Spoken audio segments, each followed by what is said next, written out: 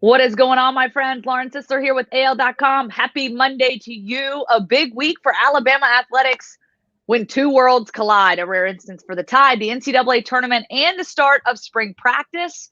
Mike Rodak here to preview Alabama's first matchup in the tournament and a couple top storylines he'll be looking out for as Alabama kicks off spring football on Friday. So you had the opportunity, Mike, to travel for the NCAA tournament, their first win since 1991. And I guess their first SEC title in 30 years, seventh in program history, punching their ticket to the NCAA tournament. Obviously some excitement, but I just want to get kind of the feel for how things went down. You were obviously there, as the tournament unfolded, kind of got a feel for the atmosphere, sort of how the coaches and players were responding to things, and just the excitement surrounding the program right now. Give us your take. Yeah, it was probably the closest to pre-COVID times that I've personally felt covering sports. These past over a year now, I guess it's been almost 13 months. And that includes going back to last college football season and covering, the college football playoff, the national championship. Like, I don't know, there's something that was just different about this tournament where, there's still all these COVID protocols in place and the capacity was reduced. Everybody's wearing masks and all that. But there's just a different feeling, and there's a different energy in the building than what I've felt covering some of the other games, like I've said. And, part of that might have been just the Alabama crowd, I think, especially yesterday. Sunday's championship game was there. It was very loud. Obviously, there's a geographic advantage there, I think, between them and LSU. It would have been a longer drive from people from Baton Rouge and New Orleans area. But, I mean, it was loud in there yesterday, and it felt like a great basketball environment. The team hotel was right next door with all the teams there. And there's fans that were cheering on. Will Wade walked through the lobby, the LSU coach, at one point after they beat Arkansas on Saturday. And they were cheering him on. He was fist bumping people and taking pictures. There's just an energy and an atmosphere that I think has been missing in sports for, like I said, about a year. And it really felt like it was back. And then you sit and you watch the selection show, which never happened last year. And that was another sign that, maybe things are getting back to normal or on their way back to normal. And that's good. I think we should all embrace that. And again, this was something I haven't felt in a little while.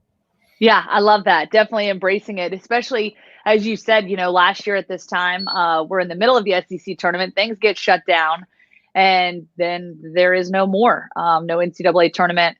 And, of course, this year has not been without challenges. And I think that's one thing to commend these guys for, getting through the season, doing what they had to with all the distractions, all the outside noise that comes with it. And then, of course, with COVID. I mean, there's so much that went into making this season possible, getting through it the way that they did. Did Alabama have any games canceled this year because of COVID? They didn't. The only game that was really affected was they were supposed to play Houston. You might remember back in, I think, December. And Houston had some issues in their program, and then they ended up replacing them with Western Kentucky. Right, okay. They lost to. But I think Nate Oates had the stat the other day that they're one of 9 teams, according to him, in the country that didn't have a game canceled. Wow, that's pretty impressive. Yeah, and I'll tell you what, I had the opportunity to actually go work with the Alabama basketball team before the season tipped off to do some kind of media training, just give them some insight. And, it was just sort of fun to get know those guys. And you could just see just their eyes very wide with excitement, and the basketball season's about to start. And yes, things looked a little different, especially at the beginning of the season, because the pandemic was still very much intact. And, again, I realize that we're still under protocols and whatnot, but it does seem like that energy and enthusiasm is starting to surround things. And to your point, we have the picture of them. We'll get our producer to pop this up as the bracket was being revealed, on CBS. You saw the teams there, everyone, of course, social distance, but we didn't get to see that last year. That was not a thing. That didn't exist. So,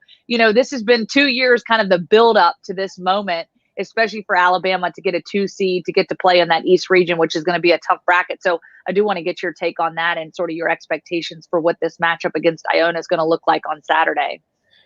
Yeah, I mean, just I guess to start with the bracket as a whole, I mean, they're the top number 2 seed. The NCAA puts out a list of all the seeds, kind of 1 through 68, and they were number 5. So they're the top number 2 seed, which means essentially they play the worst number 1 seed in Michigan if they get that far. So in that sense, they're in the best possible situation for a 2 seed. But at the same time, they might be playing the toughest 15 seed to start. because of Rick Pitino and his history as a coach. I mean, he's one of the greatest college basketball coaches ever. Providence and BU and Kentucky and Louisville, and even goes to Greece and exile essentially, and he wins there. And now he comes back to Iona and he wins. So that's a dangerous game for Alabama to start with. You would expect that the talent on their roster should overcome, the coaching aspect from Pitino, but who knows? It's a tournament. Anything can happen. That's a game where they're going to need to not just overlook Iona. And then the second round game, I mean, it could be UConn, could be Maryland. That's another one where UConn has played some really good basketball this year. Maryland has as well. And, if you get past that, then you kind of look at some of the other teams and, Michigan's looked like they're beatable this year, but if you get that far, I mean, there's still some issues, I think, with that matchup and some of their size underneath. And LSU is also in that bracket. If LSU can upset Michigan, then you're looking at a fourth LSU game for Alabama this year, and we just saw how that went yesterday for them. Texas is in that bracket. Texas just beat Oklahoma State for the Big 12 championship. So a lot of good teams, but that's March. That's the tournament. You're not going to get any easy games along the way. And I certainly think that Alabama's capable of making a deep run. I think the most impressive part for me has just been the resiliency when they've been down for some pretty big margins. I mean, you look at the Tennessee game down 15, some regular season games where they were down double digits and they came back. In some cases won those games, in some cases lost by a smaller margin, but you can't count them out. And they play really well in the second half of some of these games and have some players who just really want to win and have pulled out some games that they really had no business winning. Yeah, and Clary Smith, to answer your question there, Alabama, Iona, Saturday, 3 p.m. Central Time, that on TBS. And so those times were announced later yesterday, after the brackets were kind of revealed. So certainly exciting. And I agree with you. I do think that this team has the ability to make, a deep run into the tournament. If they can play some of their best basketball, they're obviously playing with a lot of, synchrony, and, you're just seeing them really spread the ball. The pacing's been great, and then I think overall healthy, knock on wood, but I think if the team can remain healthy, maintain its health, especially Herb Jones, and some, he's obviously struggled with, injuries and kind of been a little bit of an up and down roller coaster. But, if they can have that good health and certainly play the way that they have, peaking at the right time, which has been, phenomenal for them.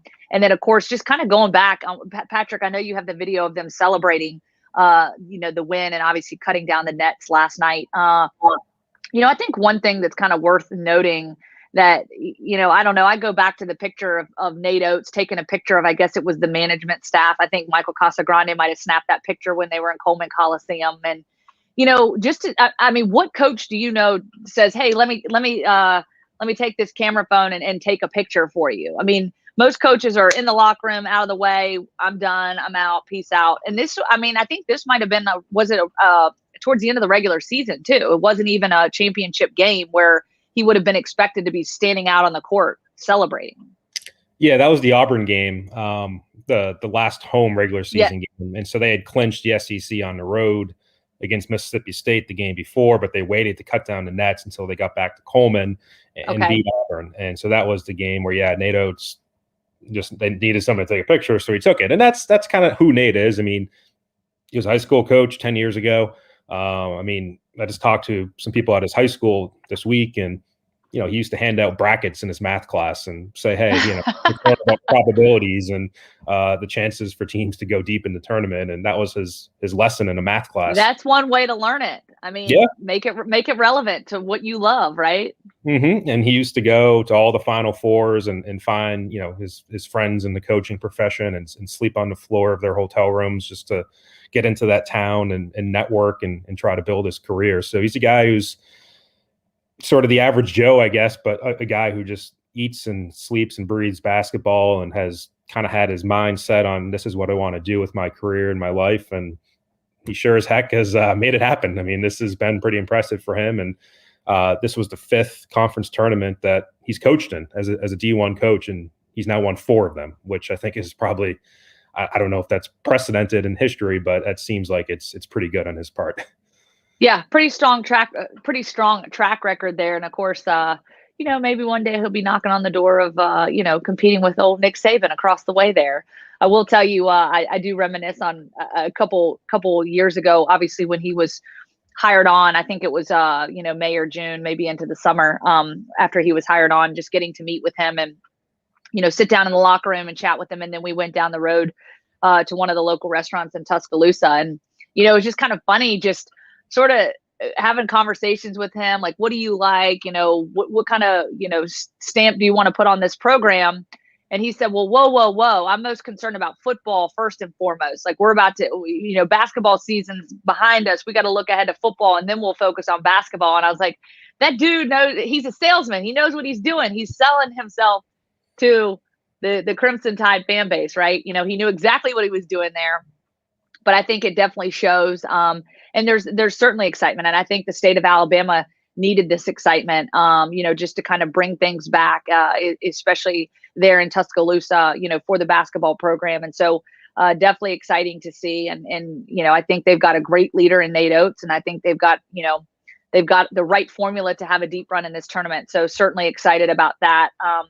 Kind of before we wrap things up, I do want to ask you, Alabama football kicking off things for spring camp or spring football on Friday.